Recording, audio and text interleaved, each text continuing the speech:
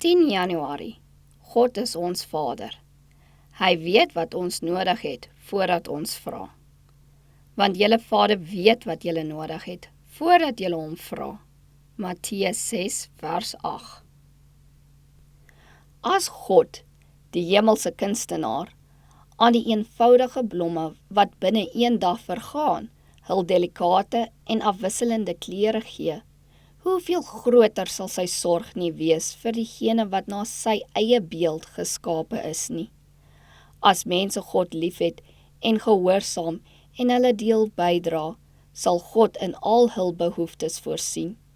Geen mens kan 1 el by sy lengte voeg nie, al wil hy dit ook hoe graag doen. Dit is niks minder onredelik om oor die dag van môre en sy behoeftes bekommerd te wees nie.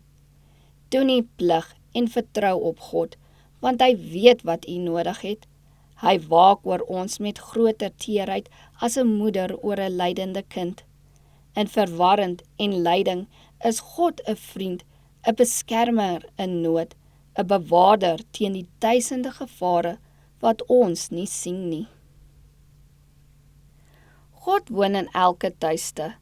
Hy hoor elke woord wat gespreek word, luister na elke gebed wat opgaan, ken die verdriet en teleurstelling van elke siel, slaan ag op hoe vader, moeder, suster, vriend en buurman behandel word. Hy sorg vir ons in ons behoeftes en sy liefde en genade vloei gedurig deur om ons gebreke aan te vul. Ons kan veilig in sy hoede rus. God help die swakkes en versterk die wat geen krag het nie. Op die gebied waar beproewing en stryd en armoede die grootste is, moet Gods werkers meer beskerming hê.